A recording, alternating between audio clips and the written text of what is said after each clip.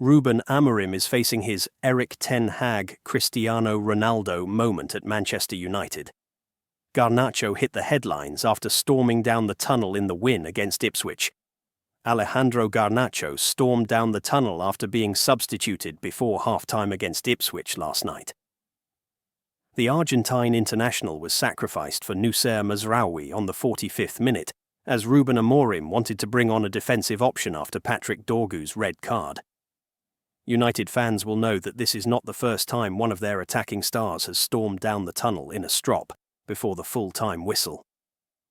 Cristiano Ronaldo infamously left Old Trafford early after Ten Hag refused to bring him on against Tottenham 2 seasons ago. Ruben Amorim is now facing his own Ten Hag Cristiano Ronaldo moment with his 20-year-old star. Can he take a leaf out of the former United manager's book when dealing with Garnacho? Ronaldo only appeared 4 more times for United after his touchline tantrum. The all-time great had a fractious relationship from the off with Ten Hag, but it was the game against Spurs where things first boiled over publicly. The Dutchman sanctioned Ronaldo by dropping him for the next United game away at Chelsea. Amorim, who has previously left players including Garnacho out of his squad due to discipline issues, could employ a similar tactic to his predecessor. "Was cold and wet, maybe," Amorim said when asked about Garnacho's actions. "The thinking was that we played more in 5-3-1. I know that's a risk because we take the only player now that has 1-against-1 and pace. What I am saying is, I'm going to talk with Garnacho about that. I will talk about that if you want in the next press conference." Ten Hag seemingly ruled the United dressing room with an iron fist. Dropping Ronaldo after his incident was the first instances of him stamping down his authority on his squad.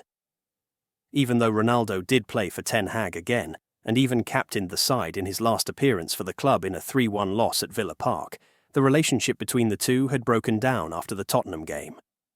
Garnacho was dropped against Manchester City, along with Marcus Rashford in December, and was linked with a move to Chelsea last Moncht, although his desire was to remain at Old Trafford.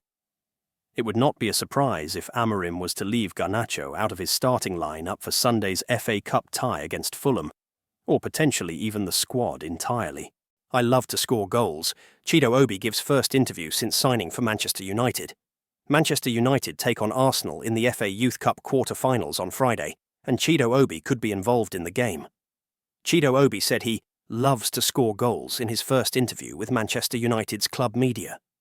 Obi completed a move to United from Arsenal in the summer, and he was given his first team debut by Ruben Amorim against Tottenham Hotspur in the Premier League earlier this month. Obi made another appearance from the bench at Goodison Park last weekend, and was included in the senior squad again when Ipswich Town visited Old Trafford on Wednesday night. There has been excitement building around Obi since his arrival from Arsenal, and United have finally published a snippet of an interview with the young striker on their club website. The under-18s take on Arsenal in the FA Youth Cup quarter-finals on Friday, and United have published a 7-minute video documenting how they reached that stage of competition.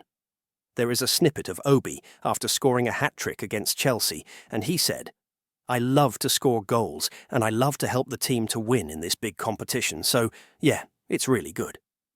That is the first time footage of Obi speaking has been shared by United's in-house media, although the 17-year-old did reply good when he was asked about his cameo against Everton by the Manchester Evening News as he walked through the Goodison Park mix zone on Saturday.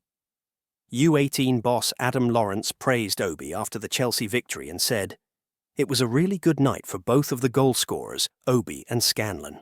I thought the two of them had really good performances on the whole, aside from the goals. Obviously, Chido's a natural goal scorer. He wants to score goals and get himself into those positions, but I was really pleased with him just in terms of his link-up play, not just stretching and running in behind, but recognizing when to show into feet, how to use his body to shield the ball, and when to bring others into play." Lawrence continued, "It was a real team effort. When you come into these games, there's always some apprehension. You know it's about how you deal with it on the night, how you perform. Overall, I think you'd have to say we deserve the result and the victory. Like any tournament, you've got to take each game as it comes, and there'll be different challenges within them. We've obviously overcome that tonight. We have a lot of respect for Chelsea as an academy. We know they have some really good individuals and a good squad. We've had a couple of really good games with them of late.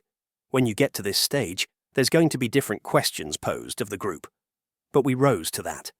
Every youth player remembers their youth cup experiences. We can't have it as the only benchmark for the players in terms of their youth team journey, but it can give the players some special memories. Knowing it was Arsenal away in the next round, hopefully to be played at the Emirates, was a nice carrot for us today. That'll be something we'll look forward to, and something for the boys to remember. The men will be at the Emirates to report on the U18's clash against Arsenal on Friday night. Meanwhile, in other news, it's not their game. Rio Ferdinand names 4 Man United stars who don't suit Ruben Amorim. Manchester United legend Rio Ferdinand has insisted that Joshua Zirkzee, Harry Maguire, Rasmus Højlund and Matthijs de Ligt are not dynamic or athletic enough to slot into Ruben Amorim's preferred style of play. Ferdinand spoke on TNT Sports after United beat Ipswich Town 3-2 at Old Trafford on Wednesday evening. The Red Devils started off terribly with Patrick Dorgu and Andre Onana getting involved in a calamitous mix-up which allowed Jadon Philogene to tap into an open goal. Amorim's men responded well, restoring parity as Sam Morsy turned in an excellent free-kick delivery from Bruno Fernandes. United would go on to take the lead courtesy of de Ligt, who scored from close range. The game threatened to be turned sour for United after Dorgu was given his marching orders for a reckless tackle on Omari Hutchinson, only for Philogene to equalise just moments afterwards. However, Maguire came up with the goods almost immediately after the break, heading in home Fernandes's corner. Despite being pleased with the result, Ferdinand admitted that the fans are yet to see what they expected when Amorim replaced Erik Ten Hag in November last year. Ferdinand said on TNT Sports, "I think if we're being brutally honest, there hasn't been the progress that we all anticipated." Where he came from, how successful he had been, and the silverware he brought to Sporting, the anticipation of him coming was like, wow, what an opportunity we've got now with this young manager, and it hasn't transferred here. I sat with him the other day and you can see there's a desire, there's a work ethic behind the scenes, and he's nipping at everything to try and get this right and turn it around, but things haven't been smooth for him, and he hasn't managed to get it to where he wants to at this point in time. Ferdinand added, "I think he needs to just get to the end of the season, really regroup, and then start building again, building the team and coaching the team, because right now they've been stuttering along, and that's probably being polite. I watched Sporting a few times, in Europe especially. They were an athletic, dynamic team. That was one of the staples of that team, the hallmarks of that good team that was winning things." He continued, "This team aren't a mobile, dynamic team. If you look through the heartbeat of this team, they have other qualities, but being physical, having the ability to overrun teams physically, they don't have that capacity." Asked whether Zirkzee is the type of player that suits Amorim, Ferdinand answered, "Oh, de Ligt, Maguire, Højlund, it's not their game. So I think he needs to find those type of players with the capabilities of carrying out not only tactically what he wants, but the physicality is equally important."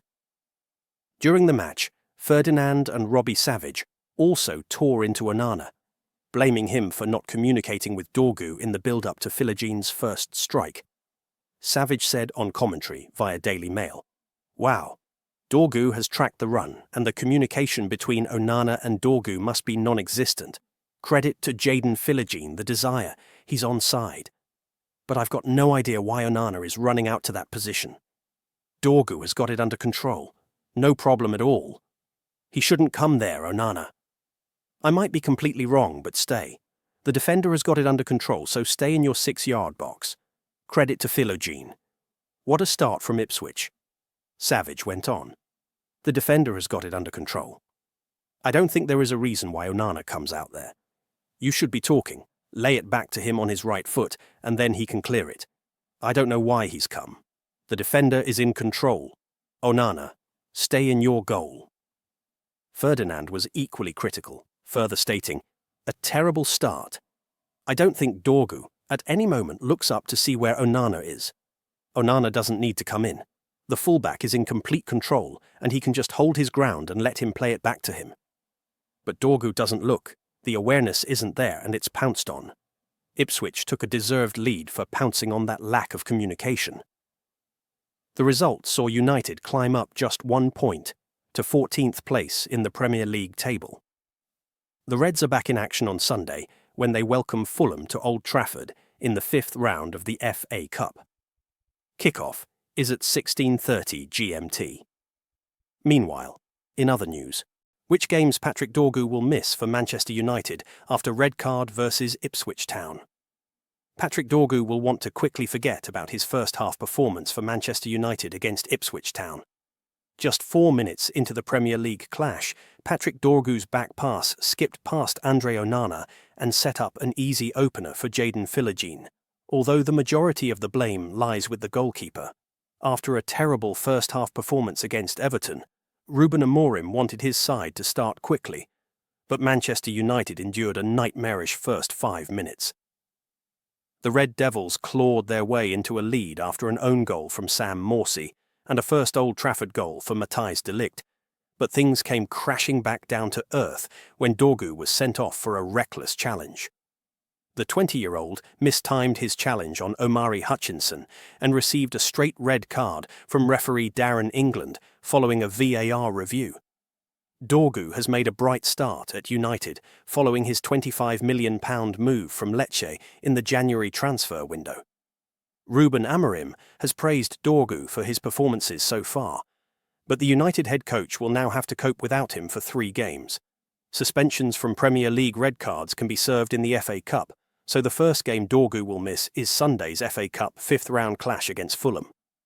After that, Dorgu will be able to feature in the Europa League trip to Real Sociedad, but he will miss the next 2 Premier League matches against Arsenal and Leicester City. Dorgu will be a huge miss for United, given that Amorim was desperate for a new left wing-back. With the Dane now suspended, Amorim will have to plug square holes with round pegs once again. After Dorgu was sent off, Noussair Mazraoui came on to replace him, and the £13 million summer signing will likely have to step up for the next 3 matches. Diogo Dalot could return to left wing-back after playing there for the first half of the season before Dorgu's arrival. Premier League release Man United vs Ipswich statement as terrible challenge leads to red card.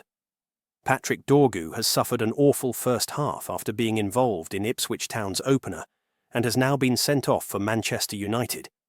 The Premier League has released a statement after VAR was used to send off Patrick Dorgu during Manchester United's clash with Ipswich Town at Old Trafford. On a rainy night at Old Trafford, Dorgu stretched into a challenge with Omari Hutchinson. However, the wing-back was high with studs up on the Ipswich winger and connected with the forward's leg. Initially, referee Darren England gave a free kick and no further action. However, after being recommended to go to his monitor by VAR Craig Pawson, England decided to award Dorgu a red card. In their statement, the Premier League explained, VAR recommended an on-field review for a possible red card to Dorgu for the challenge on Hutchinson, with the contact deemed serious foul play. Upon review, the referee issued a red card to Dorgu. Speaking on TNT Sports commentary, former United midfielder Robbie Savage was scathing of the challenge. He said, "I tell you what. I think he's very, very high here. I think this is not a great challenge. I think this could be a straight red. I might be completely wrong. I think this is a bad challenge." He added, "That, for me, is a terrible challenge."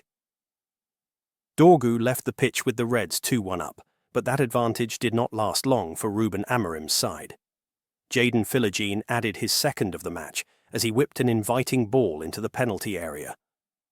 Liam Delap caused a distraction by peeling off his defender and, while not touching it, caused Andre Onana to be unsighted, and it ended up nestling in the bottom corner. Meanwhile, subscribe for more inside updates.